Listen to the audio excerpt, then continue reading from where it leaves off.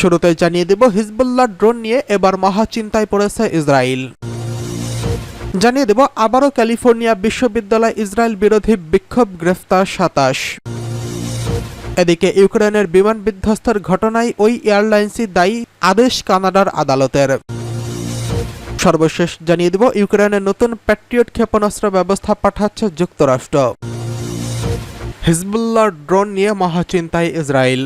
ইসরায়েলের জন্য নিয়মিত হুমকি হয়ে দাঁড়িয়েছে লেবানন ভিত্তিক প্রতিরোধ আন্দোলন হিজবুল্লাহর আত্মঘাতী ড্রোন। গত ৮ই অক্টোবর থেকে তাদের বেশিরভাগ ড্রোন আটকাতে ব্যর্থ হয়েছে ইসরায়েলি বিমান প্রতিরক্ষা ব্যবস্থা। ইসরায়েলি সেনাবাহিনী তাদের এই ব্যর্থতার কথা ইতিমধ্যেই স্বীকারও করেছে। ইসরায়েলি আর্মি রেডিওর এক প্রতিবেদন অনুসারে ইসরায়েলি সেনাবাহিনী স্বীকার করেছে যে হিজবুল্লাহর ব্যবহৃত ড্রোন এমন এক হুমকি যার জন্য কোনো সমাধান তাদের কাছে নেই। তারা আরও জানিয়েছে হিজবুল্লাহ ড্রোন আটকানোর রকেট এবং ক্ষেপণাস্ত্র বাধা দেওয়ার চেয়েও বেশি কঠিন হয়ে দাঁড়িয়েছে। ইসরায়েলি সেনাবাহিনীর হিজবুল্লাহ ৪টি ড্রোন আটকাতে ব্যর্থ হয়েছে। সেগুলো সফলভাবে উত্তর ইসরায়েলের লক্ষ্যবস্তুতে আঘাত হেনেছে, এরপর বিস্ফোরিত হয়ে আগুন ধরিয়ে দিয়েছে। আর্মি রেডিও জানিয়েছে হিজবুল্লাহ ড্রোনগুলোকে আটকানোর নানা কারণে সম্ভব হচ্ছে না। বিশেষত ড্রোনের আকার, লক্ষ্যে পৌঁছানোর আগেই এটি উৎক্ষেপণের সময় এবং লক্ষ্যযুক্ত স্থানগুলোর ভূখণ্ড চিহ্নিত করা সম্ভব হচ্ছে না। সেনাবাহিনীর অতিরিক্ত প্রযুক্তিগত উপায় বিকাশের জন্য ইউক্রেন ও সৌদি আরবের পরিচালিত ড্রোন ও হামলা থেকে শিক্ষা নেওয়ার জন্য কাজ করছে। এদিকে আবারও ক্যালিফোর্নিয়া বিশ্ববিদ্যালয় ইসরায়েল বিরোধী বিক্ষোভ, গ্রেফতার ২৭। আবারও যুক্তরাষ্ট্রের লস অ্যাঞ্জেলসের অঙ্গরাজ্য ক্যালিফোর্নিয়ার বিশ্ববিদ্যালয়ে ইসরায়েল বিরোধী বিক্ষোভ হয়েছে। সেখানে ফিলিস্তিনের সমর্থনে বিক্ষোভকারীরা আবারও ক্যাম্প স্থাপনের চেষ্টা করলে পুলিশ তা ভণ্ডুল করে দিয়েছে। সেখান থেকে ২৭ জনকে গ্রেফতারও করা হয়েছে। ইউসিএলএ ক্যাম্পাসের নিরাপত্তার দায়িত্বে থাকা এক অ্যাসিস্ট্যান্ট ভাইস চ্যান্সেলর রিক ব্রাজিয়েল এক বিবৃতিতে বিষয়টি নিশ্চিত করেছেন। তিনি বলেছেন, স্থানীয় সময় সোমবার রাতে বিক্ষোভের সময় পুলিশ কর্মকর্তারা ওই ২৭ জনকে গ্রেফতার করেছে। ইউসিএলএ পুলিশ জানিয়েছে, বিক্ষোভকারীরা বিশ্ববিদ্যালয়ের কার্যক্রমে ইচ্ছাকৃতভাবে ব্যাঘাত ঘটানোর চেষ্টা করছেন এবং একজন কর্মকর্তার কাজে হস্তক্ষেপ করেছিলেন। তাদের ইউসিএলএ থেকে দূরে থাকতে ১৪ দিনের নিষেধাজ্ঞা দিয়ে আদেশ জারি করা হয়েছিল। ব্রাজিয়েল বলেন, গ্রেফতার হওয়া শিক্ষার্থীদের বিরুদ্ধে শাস্তিমূলক ব্যবস্থা নেওয়া হবে। এর মধ্যে ক্যাম্পাস থেকে নিষিদ্ধ করা এবং ফাইনাল ও উদ্বোধনী অনুষ্ঠানে অংশগ্রহণ করতে না পারার মতো শাস্তিও অন্তর্ভুক্ত থাকতে পারে বলে আশঙ্কা রয়েছে। বিক্ষোভকারীরা বিভিন্ন স্থানে বারবার তাঁবু ও ছাউনি স্থাপনের বাধা সৃষ্টির চেষ্টা করে। এর ফলে আশপাশের ফাইনাল পরীক্ষায় পরিচালনা ব্যাহত হয়। পুলিশ বলেছে, আন্দোলনকারীরা একটি ফোয়ারা, স্প্রে পেইন্টের ইটের ওয়ালকে ক্ষতিগ্রস্ত করেছে, অগ্নি সুরক্ষা সরঞ্জামগুলো হস্তক্ষেপ করেছে, প্যাট্রিয়ট আসবাবপত্রগুলো ক্ষতিগ্রস্ত করেছে, বৈদ্যুতিক ফিক্সার থেকে তার ছিঁড়েছে এবং যানবাহন ভাঙচুর করেছে। ব্রাজিয়েল জানান, বিক্ষোভ চলাকালীন হামলার ঘটনাও ঘটে, যার ফলে ৬ জন ইউসিএলএ পুলিশ আহত হয়েছেন। পাশাপাশি একজন নিরাপত্তা প্রহরীর মাথায় আঘাতপ্রাপ্ত হয়ে রক্তক্ষরণও হয়েছেন। বিবৃতিতে ব্রাজিয়েল বলেন, সহজভাবে বলতে গেলে সহিংস প্রতিবাদের এই ঘৃণ্য কাজগুলো এবং এটি চলতে পারে না। মার্কিন যুক্তরাষ্ট্র ও ইউরোপ জুড়ে বিশ্ববিদ্যালয় ক্যাম্পাসগুলোতে প্রতিবাদ শিবির গড়ে উঠেছে। ওইসব বিশ্ববিদ্যালয় ইসরায়েল বা এর চেয়ে যুদ্ধ প্রচেষ্টাকে সমর্থন করে এমন সংস্থাগুলোর সাথে ব্যবসা করা বন্ধের দাবি জানিয়েছে শিক্ষার্থীরা। আয়োজকরা গাজায় হামাসের বিরুদ্ধে ইসরায়েলের যুদ্ধকে ফিলিস্তিনিদের উপর গণহত্যা আখ্যা দিয়ে তা বন্ধের আহ্বান জোরদার করার চেষ্টা করে যাচ্ছে।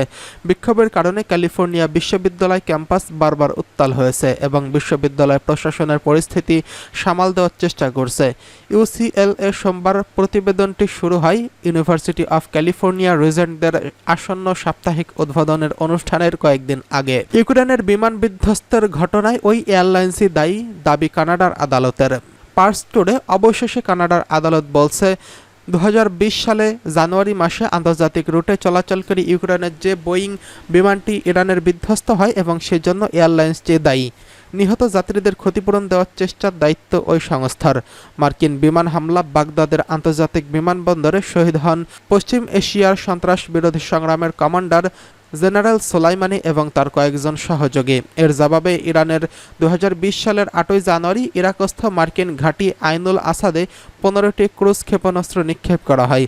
যখন ইরান ও মার্কিন যুক্তরাষ্ট্রের মধ্যে সামরিক উত্তেজনা বৃদ্ধি পাচ্ছিল, তখন আন্তর্জাতিক রুটে চলাচলকারী ইউক্রেনের 737 বোয়িং বিমান এর 752 নম্বর ফ্লাইট এবং 167 জন যাত্রী নিয়ে ওই একই তারিখে তথা 8 জানুয়ারি তেহরানের ইমাম খোমেনি আন্তর্জাতিক বিমানবন্দর থেকে কিয়েভের উদ্দেশ্যে রওনা দেয়। রওনা দেওয়ার 6 মিনিট পর তেহরানের শহরতলির সাবাহারের একটি এলাকায় বিমান প্রতিরক্ষা ইউনিটের অনিচ্ছাকৃতভাবে এই বিমানের উপর গুলি চালালে বিমানটি বিধ্বস্ত হয় এবং এর আরোহীরা সবাই প্রাণ হারান। কানাডার অন্টারিওর আদালত যাত্রীদের সুরক্ষা ও নিরাপত্তার বিষয়ে হুঁশিয়ারি ব্যাপারে অবহেলা করায় পিএস 752 নম্বর ফ্লাইটের যাত্রী নিহত হয়েছেন এবং এর পরিবারকে ক্ষতিগ্রস্ত ও ক্ষতিপূরণ দিতে দায়িত্বশীল বলে রায় দিয়েছেন।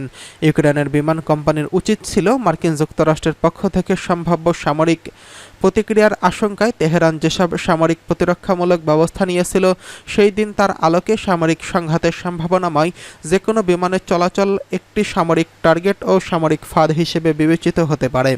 এরই আলোকে ইউক্রেনের ওই এয়ারলাইন্সের প্রতিনিধিরা ক্ষতিগ্রস্ত পরিবারগুলোতে নিহতর প্রত্যেক যাত্রীর বিপরীতে $1,80,000 প্রদানের মধ্যেই ক্ষতিপূরণ সীমিত করতে পারেন না, বরং নিহতদের প্রত্যেকের যাত্রীর পরিবারকে ওই ঘটনার জন্য পরিপূর্ণ ক্ষতিপূরণ প্রদান করতে হবে।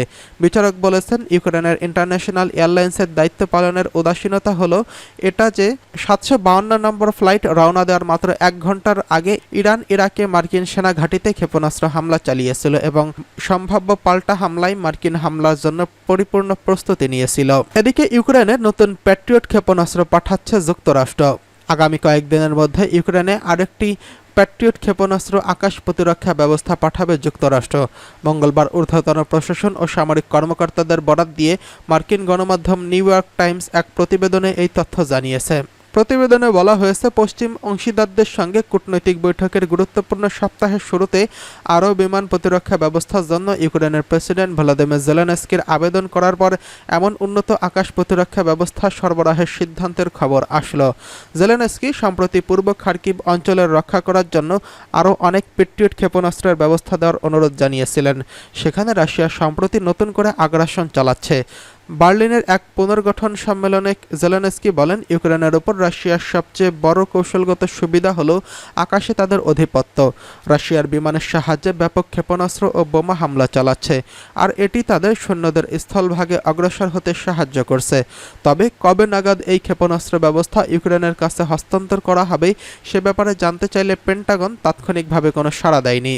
প্রতিবেদনে আরও বলা হয়েছে, পশ্চিমা অংশীদারদের সঙ্গে কূটনৈতিক বৈঠকের গুরুত্বপূর্ণ সপ্তাহের শুরুতে আরও বিমান প্রতিরক্ষা ব্যবস্থার জন্য ইউক্রেনের প্রেসিডেন্ট ভলোদিমির জেলেনস্কির আবেদন করার পর এমন উন্নত আকাশ প্রতিরক্ষা ব্যবস্থা সরবরাহের সিদ্ধান্তের খবর আসলো।